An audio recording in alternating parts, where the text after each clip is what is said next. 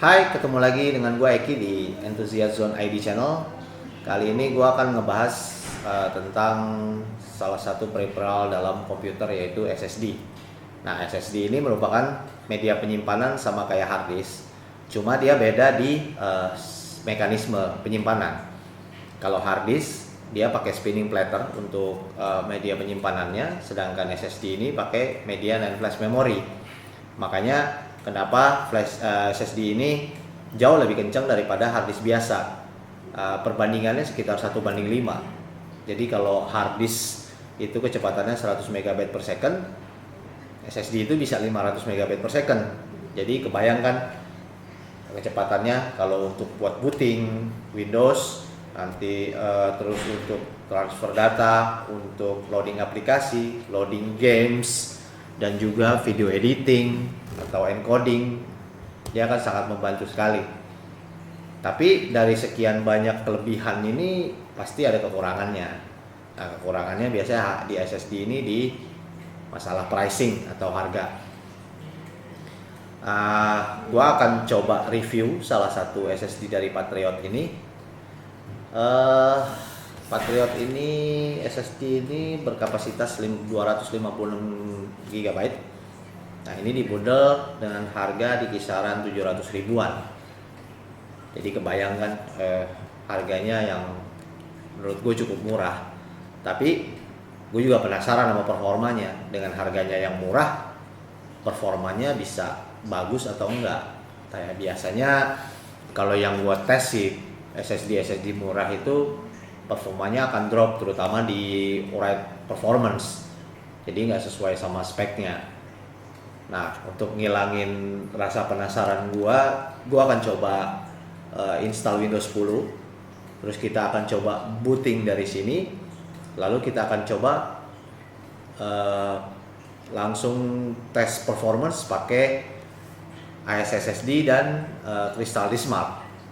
Oke guys, untuk ngilangin rasa penasaran gue, langsung nanti kita bench ini harddisknya. SSD ini berkapasitas 256 GB, menggunakan IC controller S11 dari Phison. Lalu udah support semua operating system. Untuk kecepatan bacanya yaitu 555 MB per second, sedangkan kecepatan tulisnya 500 MB per second. Nah, untuk mean time between failure-nya 2 juta jam, lalu operating temperature 0 sampai 70 derajat Celcius. Oke, untuk pengujian pertama kita gunakan Windows 10 untuk menguji kecepatan waktu booting. Nah, bisa dilihat di sini bahwa waktu booting jika menggunakan SSD akan jauh lebih cepat, hanya berkisar antara 4 sampai 5 detik aja.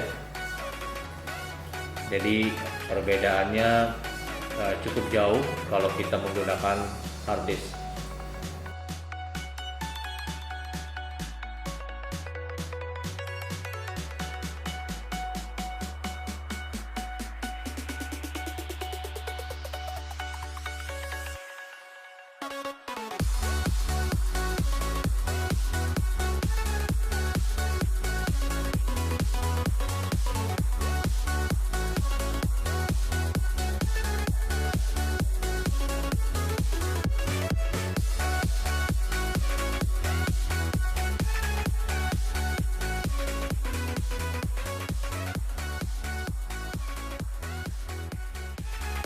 Wow, gue cuma mau bilang kalau performa SSD dari Patriot ini meskipun dia value tapi performanya nggak kalah sama SSD performance yang udah pakai controller sendiri kayak Intel, Samsung, dan SSD lainnya.